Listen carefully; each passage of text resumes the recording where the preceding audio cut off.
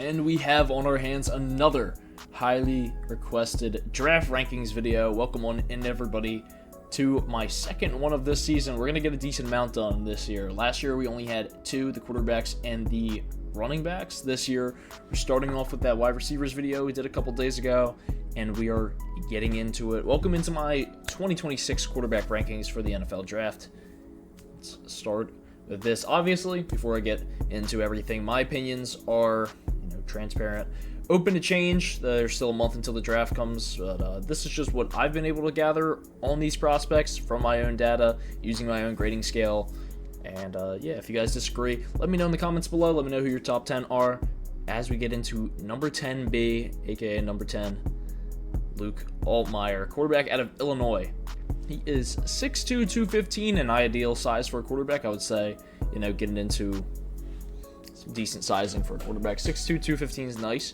He is 23 years old with a 5-year career. He's originally played at Ole Miss before transferring to Illinois. And once he did end up transferring to Illinois, he kind of began to, make that program look a good bit better. Illinois, I don't know if you guys know, early on in the season, we're looking like somebody who could end up, not this season, but previous season when he was the starting quarterback, did look like a team that could possibly be in the top 25, get into the college football playoffs. They later tapered off, but still, Altmyer was looking like a solid quarterback. Now, he is nothing crazy. This is why he is ranked as my 10B, just kind of your average quarterback, pocket passer type, who just isn't going to end up doing too much for you as a whole, but at the same time, is a guy that you could take as a notable backup come the 6th or the 7th round. My pro comp for him is Ryan Tannehill, which is a more basic comp, a pocket passer who doesn't have too much of an ability when it comes to moving with his legs, and a decent processor as well. So you can look at all of these. I will talk about them extensively before I get into my next quarterback. The arm strength, as I was going through the film, was a little bit lackluster. So definitely something he's got to end up working on is that arm strength, but it's something that as a quarterback you either have it or you don't. So that is what kind of drops his grade off a lot for me. I give him a 5.85, which is kind of ranking in my kind of developmental backups area where like he gets drafted, he's QB3, QB4 on a team, is really going to have to fight to make the roster. But and if you guys are not aware, this is not the best quarterback class that I've ever evaluated. In fact, it is one of the worst. But at the same time, there are a couple of guys in here who could be developmental starters. And it's a very unique quarterback class as well. Very, different types, and you'll see as we go along, but some interesting quarterbacks, and we'll see how their careers end up panning out. But for Luke Altmyer, I do say Ryan Tannehill, and obviously for these pro comps, they're not exactly like those players. He's not going to turn out like Ryan Tannehill. I'm just saying when I watch this film, I end up seeing more of a Ryan Tannehill type. So going through the accuracy, it's pretty lackluster. B, advanced accuracy. That is where he really excels with the advanced accuracy, which is good. You want to be able to throw the ball downfield. You want to be accurate when doing so. The release is not too good, but he can work on that. His quick processing and his advanced processing are two of the better things that he does. His processing as a quarterback is actually one of the better things. And when he was playing at Ole Miss, he was not a very notable starter either. Played there during the time that Matt Corral was the quarterback. Then Jackson Dart comes there. He's like, all right, I got to transfer out to Illinois because these guys ahead of me are playing better. He comes to Illinois, and he ends up proving himself as that starting role quarterback. And the processor was one of the most important things for him. Being able to get that. The quick processing, really nice. And then the advanced processing is solid as well. He's able to read the field pretty decently, able to process things, and despite the lackluster arm strength, the lackluster speed, he is able to handle pressure somewhat decently and be able to deal with whatever, getting the ball out to his receivers as effectively as he can. He's nothing to note, nothing crazy, but he is able to work as kind of like a game manager, which is where the Ryan Tannehill comp comes in. As we get to the pressure management, yeah, he's fine with that. A little bit above average, but not amazing. Pocket feel could be a bit better, but that's something else that he's pretty good with. He's able to feel out the pocket, read things pretty decently, and the improbability is pretty good for the fact that he doesn't have much speed. He's still able to get out. I've watched some of the plays with his speed, and he's actually got decent excel, but not amazing, obviously, for the speed that he runs at. But yeah, it's gonna be my number 10B, and Obviously, you can see for the athletic tools and the rushing stats. Not a very fast guy. Doesn't change direction quick. You know, he's a quarterback. He is a pocket passer at the end of the day. So there's not too much to talk about on that front. But that is Luke Altmyer, my quarterback 10B. Or just total number 10. As we will get down to my number 9. No, well, number 10A.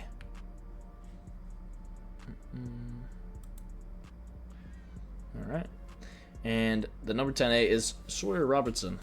Quarterback out of Baylor with more than ideal size. 6'4", 220 frame. Pretty good. Pretty damn good size, I would say. He is 23 years old, 4-year player. Played at Mississippi State previously. And Sawyer Robertson, I was going to put him slightly higher, and I was just going to have him as a QB9. But he really tested out the same as Luke Altmyer. You know, he has like 2 good things that he does really good at. And the arm strength is more important. Like the fact that he's able to do that. But some of the other things, like the accuracy, is painfully bad watching him. And obviously he was able to play pretty decently at Baylor. He was able to kind of elevate that team around him the same way that Luke Altmyer did, but at the same time he's pretty much a basic quarterback. You know, he's not doing anything crazy. So for the rounds 5 to 6, he should be round 6 to 7, the same as Altmyer, but 5.85 grade for him as well. Davis Mills on the low, that's kind of what he reminds me of. And Blaine Gabbert as a high comp, which would not be bad if he ends up turning out like Blaine Gabbert. It would take a couple years of development for him, but the arm strength is there. That is an important thing. Got to work on that accuracy. It's something that can somewhat be worked on. And then the release is pretty nice as well for him. For him, he's kind of like the opposite of Altmyer. He doesn't have the best processing in the world, but still at the same time, he's able to read the pressure pretty decently. He's got a good pocket feel, good improv, despite having really bad speed, not being fast at all. Obviously, as you can see, another pocket passer. But honestly, watching the film for him, painfully slow, and yeah, you do not want to catch him out of the pocket. He's able to assess the pressure well and move slightly out of the way, but you know, the change of direction, the speed, the excel, it is all pretty much average for Sawyer Robertson. So at the same time, having him as my 10A means I am slightly higher on him than Altmyer, and I do see him being somewhere in between that comp of Davis Mills and Blaine Gabbert. For the things that I would say, mostly for him to work on is end up that accuracy, and then work on processing things better down the field, and that's all just going to come with age for a player like Sawyer Robertson. But watching his film, before going into this analysis and checking everything out, I did not even really know who he was. I saw his name on a couple of boards, and I was like, alright, I'll check him out. And he did actually surprise me with some of the tape. He made a couple of decent plays. So Sawyer Robertson, a decent prospect. As we get to my QB8. Technically, Robertson counts as the 9, but just split those guys as 10B and 10A. As we get to Cole Payton, and Cole Payton, originally I was going to have him ranked a lot higher. For me, he tested out with a lot, and as you can see, he looks a lot better than some of these other guys, except with the D's across the board there, and some C's and what have you. But the reason I decided to move him down is the competition level at NDSU. He's playing at North Dakota State. You either come out of there as a quarterback getting drafted in the first round, playing very dominantly, like a Carson Wentz or a Trey Lance, or you come out like, a Cole Payton or a whoever the Raiders ended up drafting last year. I'm struggling to remember now. But either turn out that way, being like a 6th-round pick, developmental guy. That is pretty much the quarterback factory at NDSU. Either come out as that young, talented 1st-round pick, or you come out as a developmental backup type in one of the later rounds. That is more traitsy, and that's the big thing about Cole Payton. He's got all the traits in the world to be a good quarterback. Besides the processing, he needs to work on that and the pressure management, as you can see. But looking at him, he is 6'3", 233, so already you see him, and he's got a good frame. 22 years old, 5 years, and I don't believe he has played at any other school besides North Dakota State. A 6.35, so obviously I grade him higher than these other guys by a decent amount. And I'll tell you why. Looking at him, I was like, damn, this is a top 5 quarterback in the class when I'm first watching him. And I was going to end up rating him somewhere around there. But then I'm like, the competition level at NDSU, this is like a Division 2, Division 3 school. I can't do it. But look at the arm strength. Like, all of the things that he needs is there. He's even got great speed, man. Watching him, he's pretty fast. Like, he had this one play where he was moving all the way down the field, was able to evade pressure, and his pressure management is pretty damn horrible, so that says a lot. And he was able to escape that and run for like 60 yards down the field. It was an incredible play. But then, yeah, you see that and stuff, and you see the arm strength, and you see the accuracy. Like, look at that A-, A-, and the advanced accuracy is really where he excels, and that's important. The release is nothing crazy, but then it comes to the processing. And when he ends up playing higher levels of competition, the processing really struggles. When he's playing those typical FCS schools that North Dakota State faces, he is usually pretty much fine. But at the same time, got to watch out for those other guys with the quick processing and the advanced processing. That's got to be better if he wants to possibly have a chance at being an NFL quarterback, being a starter. For now, I see this guy sitting as a QB2, QB3 type. That's definitely where he's at. I give him the pro comp of Taysom Hill with the low, where he could be a more gadgety guy. You might throw him in there for some speed plays. You might even convert him to a wide receiver or a tight end. I could totally see him making the transition to tight end. Him and our next quarterback that we're going to talk about.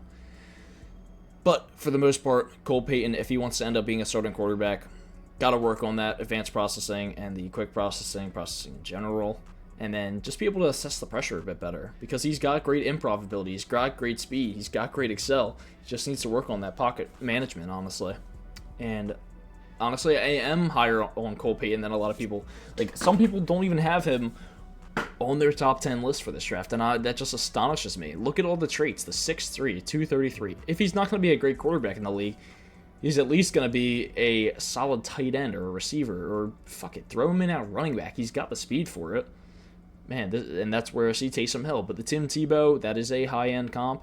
But I also do see shades of him. You know, a guy, two different schools they ended up going to with Florida and NDSU. But as you're watching a very traitsy quarterback with a lot of tools to his name, and give him some time to develop, give him a proper quarterback coach, and I really do like Cole Payton. I like him a lot.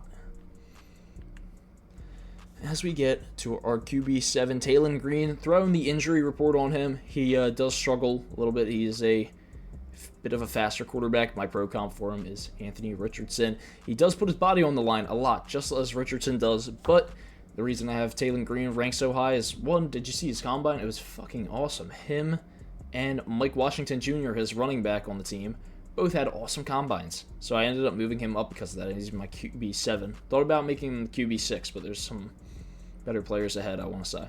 6'6", 224, man. He could maybe end up putting on some weight, but that is more than an ideal size for a quarterback. That is an elite size. Absolute beast. Projected in rounds 5 to 6. Could even see him going in the 4th round. Depends on how the quarterbacks fall. But 5 to 6 is kind of the range I have for him. Cole Payton, you can throw him in the 5 to 6 range too. I believe he was there.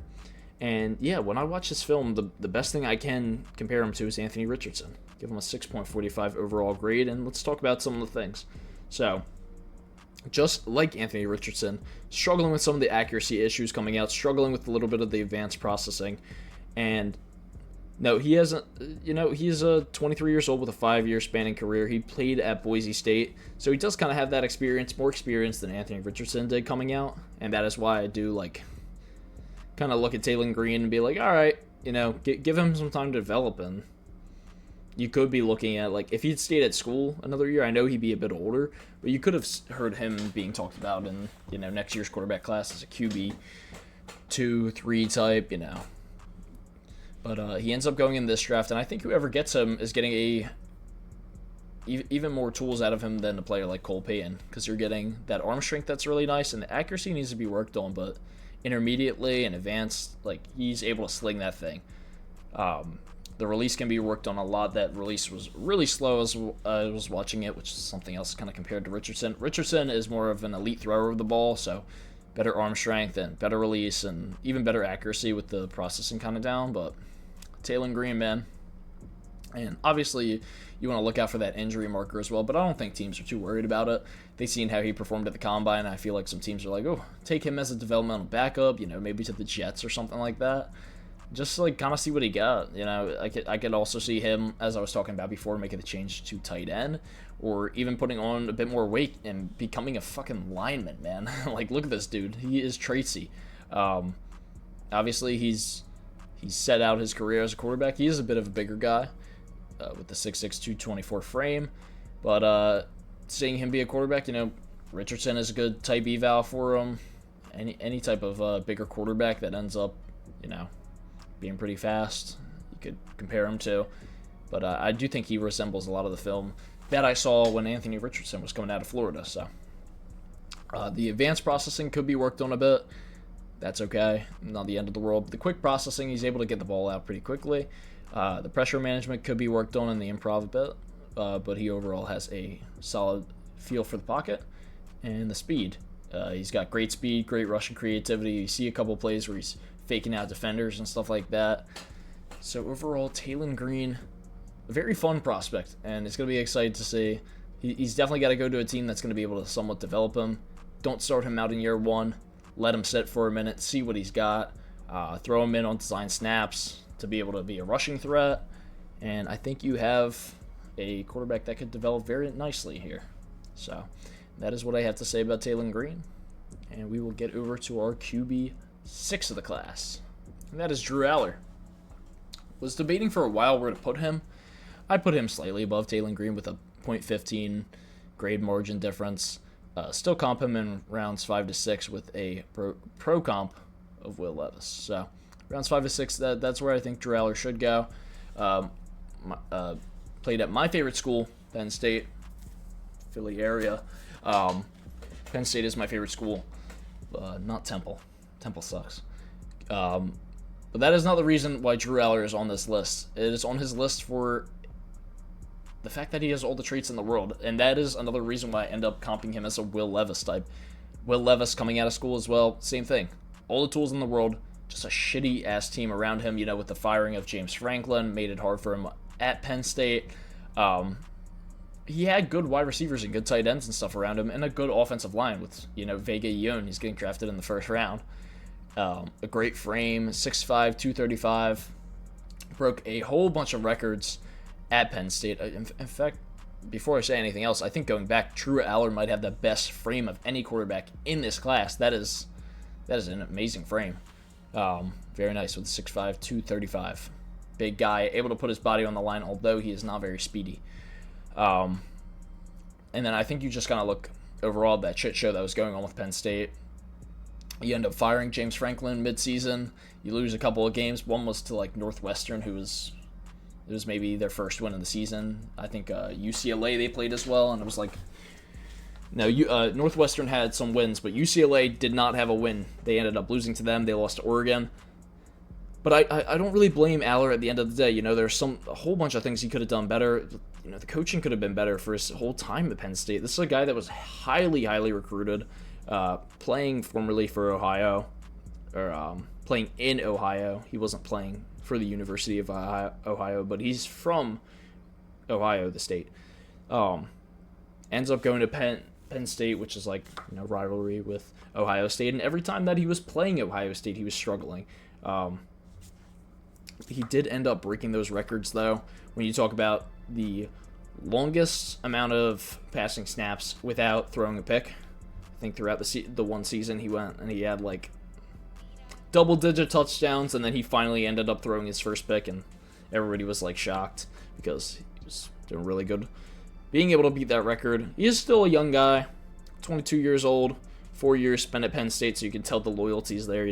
Despite Penn State going through many things, he was able to stick around, and I do think that is important to NFL teams as they look at prospects.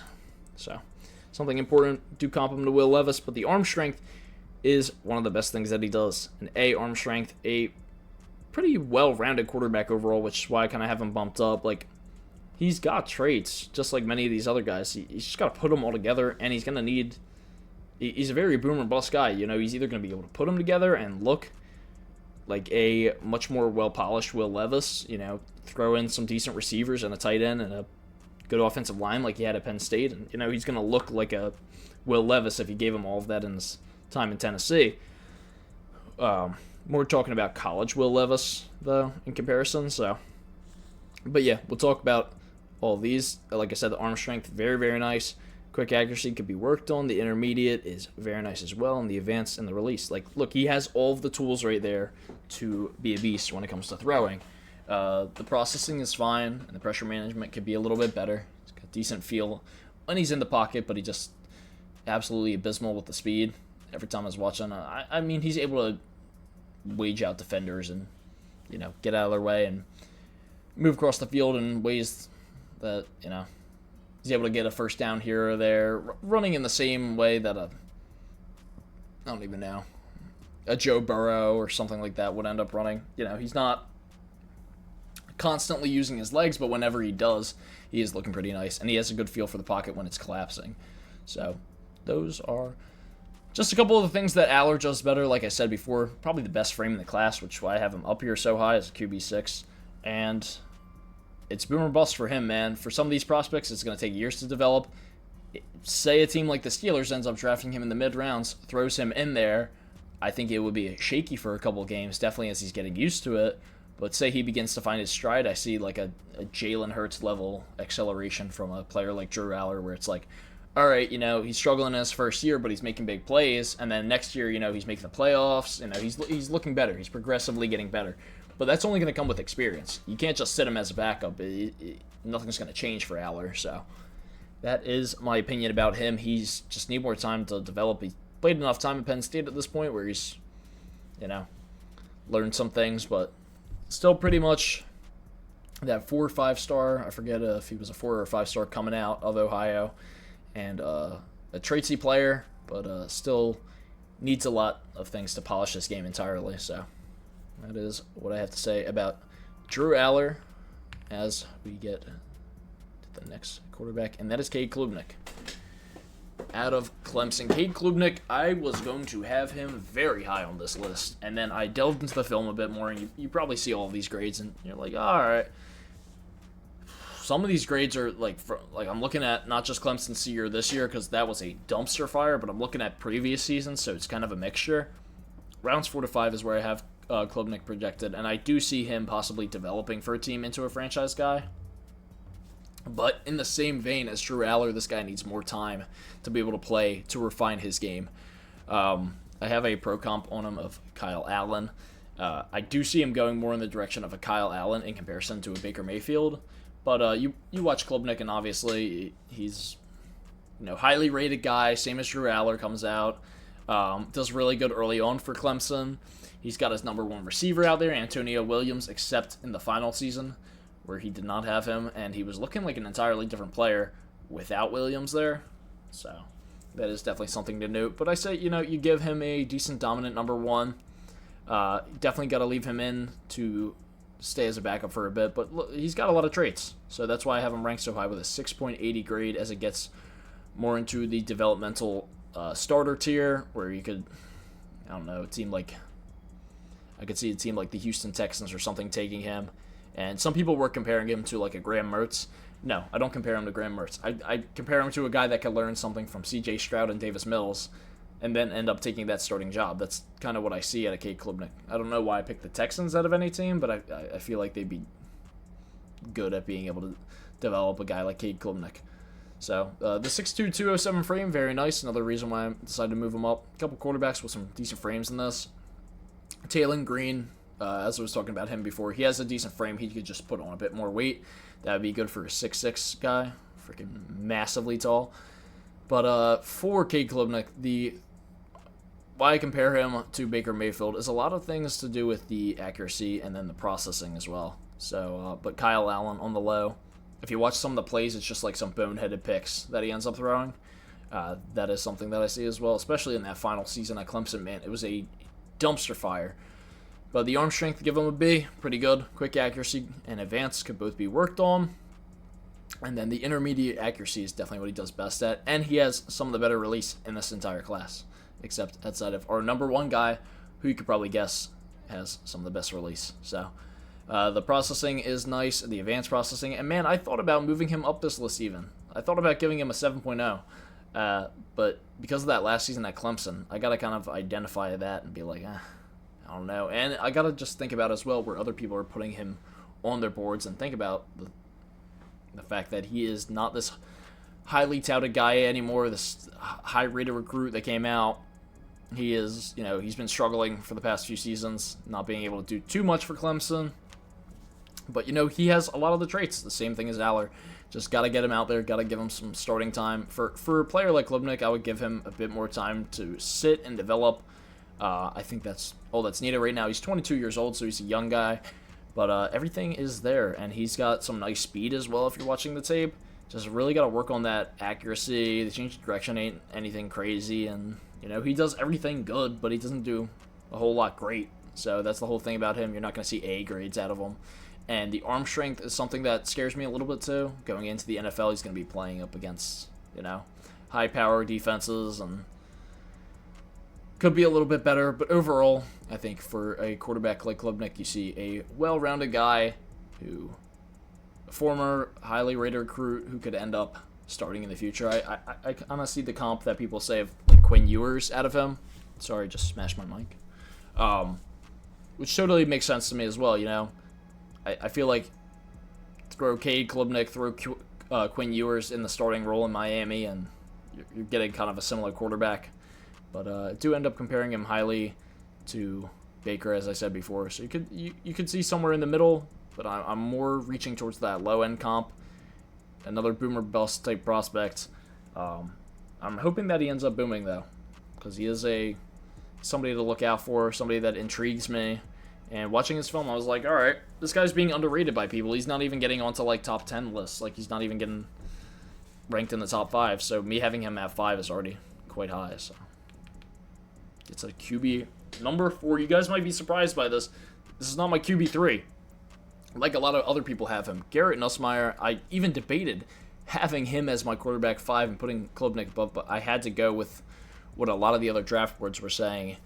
And if you're comparing a Jake Browning playing for the Bengals, or Jake Browning even in college where he was playing pretty decently, and you're comparing Kyle Allen, you got to go with Jake Browning, right? And obviously they're not going to turn out exactly like these comps. Garrett Nussmeier has a lot of things. He's only 0.5 ahead of him in the overall grade, and that's for a reason. He does a lot of the same things that Klubnik does well, but some of the things that LSU's most recent season as well is something to think about, where they weren't playing too well, and he didn't have too much protection out there. No more Will Campbell on the squad, so you got to kind of think about that. They in the same way as Clemson, they fell off. So Nussmeier looked a whole lot better the year before, or a lot of people call him Nuss, Garrett Nuss. Looked a whole lot better the year before, where he was getting put in top 5 way too early mock drafts and stuff like that. So. But he ends up staying his whole 5-year collegiate career at LSU. I think that's something to note. A 6'1", 202 frame, somewhere in the same vein as Cade Klubnik. So these are two similar prospects, two kind of mid-round developmental guys. And we can go through his tools and processing and such too. The throwing, the arm strength is a B overall, so don't rate him as highly as Klubnik. But the accuracy is very well-rounded with the B-, the B, and the B- for advanced. The release, really nice as well. Another guy with some of the best release in this class. And the processing, overall, pretty well. He's not able to assess the pressure as well as other quarterbacks in the class, but he's still, when it comes to the pocket feel, like, you got to grade him as well and be like, LSU had a pretty shit offensive line, so can't really assess that too well. He could end up being better when it comes to the NFL. And, also, his dad, Doug Nussmeier, is now the offensive coordinator for the New Orleans Saints, so who knows? Maybe this is a mid-round pick for the Saints. They end up getting that legacy kind of going. I know last year, when they weren't sure exactly what Tyler Shough was going to end up doing for them, there was talks that he would end up getting drafted in the top 5 to them. Now, who knows? They could get him in the 4th or the 5th round, give him some time to develop behind Shough, and see who ends up winning a quarterback battle between them. Because I do think that Nussmeier has some of the highest potential out of any quarterback in this class, and that comes over Fernando Mendoza, that comes over Cade Klubnik, that comes over anybody else in our top list. Just another quarterback that has to put it together. He's going to be a developmental backup for now, and that is that for our quarterback number 4. I like Nussmeier, like him a lot less than when I saw him last year when I was checking out some film, but at the same time, got to talk about LSU, got to talk about Clemson, got to talk about Penn State. There are conditions for some of these quarterbacks where the team just sucks all around them. Fernando Mendoza wouldn't have been so good if multiple players didn't end up transferring to Indiana. Like, I believe Roman Hemby ended up transferring there, and he was a beast at running back for them with the 1-2 punch. So, there's a whole lot of factors that end up going into these quarterbacks being good or not. And who knows? Maybe the New Orleans Saints are looking good in the next few years. Tyler Shough isn't looking amazing, and Garrett Nussmeier gets his chance to be able to start. Maybe he ends up going to another team that really needs a quarterback. I could see him succeeding on a team like the San Francisco 49ers as a backup. And then I'm trying to think. Even a team like the Minnesota Vikings, if they wanted to throw him in there for a quarterback battle with J.J. McCarthy, I could see him succeeding on there. You give him some weapons, you give him a half-decent offensive line, I'll say sky's the limit for Garrett Nussmeier. And a lot of you may end up hating on this, but this is my QB3 of the class with a 6.95 rating, about 10 higher than Nussmeier. And another guy that is a mid-round developmental type with a rounds 3 to 4 draft value, and that is Carson Beck. Talking about Carson Beck, man, we got to get into several things with him. The 6'4", 220 frame, very nice. Another guy with a really nice frame in this class. 23 years old, and I gave him the nod over some other quarterbacks for the experience as well. Played formerly at Georgia, was going for those national titles, did not end up making any, I don't believe. And he, learned from Stetson Bennett, who ended up winning some of those national championships for Georgia. Ends up transferring to Miami. There's a whole thing that goes on where he's transferring to be with his girlfriend, but then he ends up cheating on his girlfriend, so there's a whole thing about that. But overall, if you take outside the character concerns and there's immaturity, stuff like that, that is why he is rated a bit lower than some quarterbacks in this class as well. But getting into it, we can say Carson Beck, with the arm strength, probably one of the things that he does worse. But there's a whole lot of things that he ends up doing good. With the C rating, he's fine. Nothing crazy. He's not going to be slinging that ball around. But with the accuracy, very nice with that. With the quick and the intermediate accuracy. And the advanced accuracy is solid. Nothing crazy. And the release is good as well. The processing, watching it, I was surprised. He was able to... And this is a guy where when I'm talking about experience too, in the same way as Mendoza, he's made a national championship. I know he didn't win, but they went above and beyond to nearly beat the Indiana Hoosiers. So, got to talk about that too. He's got experience in the college football playoffs. He's got experience under the lights. That is another important factor that I can't really say the same for Nussmeier. Can't say the same for Klubnik. Can't say the same for Drew Aller outside of two pretty shitty playoff games I want to say he's been in. So, that is important as well. But processing, very important for a quarterback. I know the arm strength he struggles with. That's a reason why I ticked him down a bit. But the processing, it somewhat reminds you of Bo Nix coming out. In the same vein, I do think Carson Beck could end up being a Bo Nix for a team. While not being selected in the first round, I say if you take him in the third or the fourth round, let him sit for a year or so, let him learn a little bit more, grow with that maturity and all the maturity concerns and such, and just kind of see what you have. Carson Beck, right up there with Nussmeier for potential in this class. So the pressure management could be a lot better, but he has no speed at all. This is a primary pocket passing quarterback. No change of direction, no rushing creativity. He's not often rushing out of the pocket, and if he does, then you're pretty screwed. Was able to just kind of use what arm strength he did have to be able to pass accurately to his receivers in college, and the processing was enough for him to be able to get things done properly. So compare him to a dollar store Bo Nix, and that is what you probably end up getting in the third or the fourth round, a dollar store Bo Nix with Carson Beck. A guy that has to work on a lot of things, especially with the maturity stuff. But I do think if you end up picking him, you're getting a pretty high upside guy, and he does look pretty fucking stupid, honestly, as I'm looking at some pictures of him, but that's outside of the concerns. He kind of looks like a sloth. Hey, man, if that's your quarterback at the end of the day. But, yeah. Thinking about any teams that could end up picking him, I do think he would fit well in the Carolina Panthers scheme. Trying to think of any other teams that would end up picking him. Think about Indianapolis Colts. Not be a bad team for him.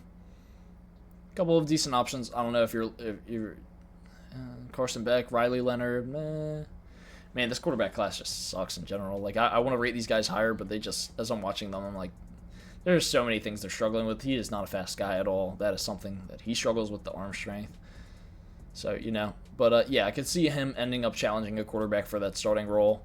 And I like Carson Beck a lot more than other people because not a lot of people have him as QB3 in this class. So that is what I have to say about him as we get to my QB2. That is going to be Ty Simpson. And going into this, I was like, man, Ty Simpson ain't shit. Look at Alabama's record this year, and like they were struggling so much. I heard so much shit talked on. I was going to say Carson Beck again, Ty Simpson. But then I went into his film, and I'm like, damn, this is a really well-rounded quarterback who spent all 4 years of his career at Alabama. Sat behind Jalen Milroe as well. Got to talk about that. Jalen Milroe, man, come on. Once he gets the spotlight, he starts succeeding. People are talking about him getting drafted in the top 5, top 10, man. That's so much midseason hype, Heisman hype, shit like that. But overall, just such a well-rounded player, man. I really did enjoy diving into some of the film for him. With a 7.15 grade, it's kind of that stud tier. When you're getting him, you're getting a quarterback that is, somewhat decently developed already. Only 23 years old, so he's pretty young. 6'2", 208 frame, very nice frame, as many quarterbacks have had. The arm strength is something I will look out for. He's got to work on that, but the accuracy is awesome, man. He was able to hit Ryan Williams. He definitely did struggle with a sophomore slump, but this season and the previous season, when he was able to hit Ryan Williams, man, he's accurate with that ball. And there's other Alabama playmakers to be able to throw that to as well. And there's another guy we're going to talk about in another video, and that is, what's his name? Why am I forgetting it now? But the Alabama offensive lineman, who I'm trying to think of, who is maybe a possible first or second round pick. Totally blanking on the name now. No, why was I thinking J.C. Latham? No, he got drafted by the Titans 2 years ago. Now I'm totally forgetting. I wish I remembered. Caden, no, what the fuck is it? Can't remember. But anyways, he had one of the better linemen in all of college football as well out there blocking for him. So that is something to note. Very nice release. Very nice overall processing with the advance and the quick. And then he was able to assess pressure, able to feel out the pocket pretty well, and he had pretty good mobility. So the speed, decent. Nothing crazy, more of a pocket passer, but if he ends up getting pushed out of the pocket, he looks pretty good as well. And I give him pro comp of Brock Purdy, and I don't think it's crazy to say if a team like the New York Jets or, a team down the board like, I don't know, if you're wanting to say the Miami Dolphins or something like that and end up taking him, I would not entirely be shocked because he is already a decently well-rounded quarterback. And, it isn't crazy to say that he turns out like Brock Purdy. Obviously, I don't think he'll have the same accolades as Brock Purdy. I don't think he's going to go all the way and make the playoffs, in like his second season. Like, I think whatever team drafts him, is going to need to put some decent pieces around him. But this is a quarterback that can be your franchise guy, I feel like. And I was pretty surprised when I ended up seeing that out of Ty Simpson, because I was not very high on him going into this. But overall, does look very nice. And just give him a little bit more time to develop, but he's going to be a day one starter for you.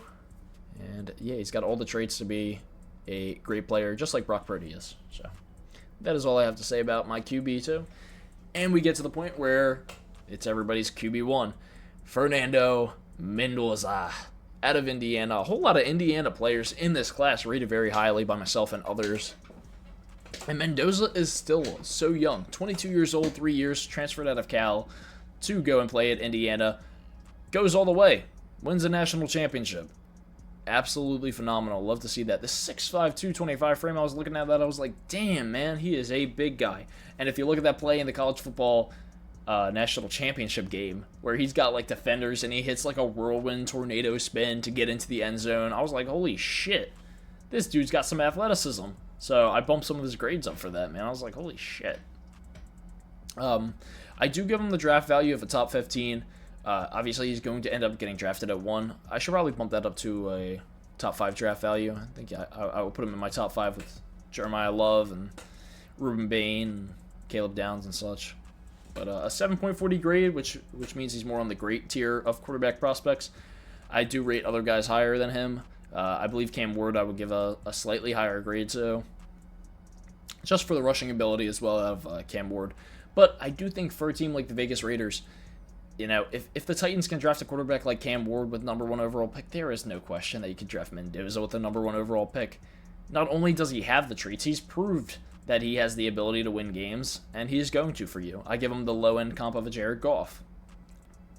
And I'm talking Jared Goff probably like mid-career with the Lions, where, you know, he's struggling a little bit and he doesn't look amazing, but he's still a solid game manager. That is what I see out of Mendoza at the very least, and a high-end comp of Matt Ryan. Obviously, that is high praise, but that is what I see when I watch Mendoza tape, man. I'm like, look at the processor on this dude. An A+ advanced processing, A- with quick processing. And the grades all around look really good for him. He's not a fast guy, but at the same time, he has athleticism. Like with that play into the end zone, man, that was fucking awesome. To talk about him a little bit more, the arm strength is above average with a B+. Great quick accuracy, great intermediate accuracy, solid advanced accuracy, and the best release in the class out of anybody. And then he ties a couple of players for advanced, intermediate, quick. He, in a shitty quarterback class, he is no question the #1, and he is the #1 by 25 points in comparison to Ty Simpson. So, absolute beast. Then you look at the pocket feel. He's able to feel out the pocket pretty well. He's not able to escape and evade pressure too quickly. Like the Excel is C+, the speed is a C+. Rushing creativity isn't anything crazy, but you talk about that in his improv ability, and man, he's got that fucking it factor. Really like Fernando Mendoza. He shows a high character guy as well. He is very high character in all of the interviews that you see. This is the guy that you end up wanting to lead your franchise into the next era, and I think the Vegas Raiders will not move away from that at all. I think you got to go with him at #1, and a whole bunch of other teams would as well. I think the New York Jets would take him easily as their starting quarterback. The Miami Dolphins obviously would. Plenty of other teams as well who would end up taking him as their starter over their quarterbacks right now. So that is what I have to say about Mendoza. There's not too much else to say. He's the clear-cut QB1 of the 2026 class. I do compare him up there right with Cam Ward for quarterbacks. If you go back a couple years, I did grade Drake May and Caleb Williams a bit higher. They were like some of the best that we've seen in a while. You do see how that transitions over to the league. One just went to a Super Bowl, and one made it to the divisional round of the playoffs. So very, very important to have your quarterback, your franchise guy there, and that is what the Vegas Raiders are going to get. So talk about him a little bit more. I guess we could speak on his time at Cal. You know, didn't look like the best. He ends up getting a call from Georgia as well. No, he doesn't get a call. He tries to call Georgia. They don't pick up the phone. He goes to Indiana. You know what happens from there. He ends up leading them to a national championship with some great players around him that we literally talked about in the last video. Elijah Surratt, Omar Cooper Jr., the tight end for them was awesome. They had some decent linemen. They had a awesome 1-2 punch at running back and some decent players on defense as well. So that's how they were able to get there.